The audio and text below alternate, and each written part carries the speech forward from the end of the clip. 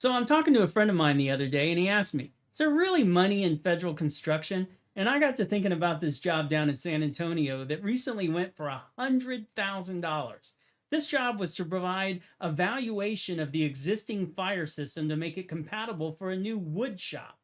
The building was about 15 or built about 15 years ago, and it was used as a warehouse, and they decided to turn it into a wood shop. Obviously, that means different fire protection concerns. And as you can see in this photo, I mean, look at the size of this thing. It's not very big at all. So, of course, they had some electrical upgrades. They built a little admin area, and you'll never believe what they are building in there. Targets. Yeah, that's right. Large wooden targets. So the army can go out there and test their army dudes shooting things. Anyway, can you imagine? All you got to do is create the assessment for the new sprinkler system.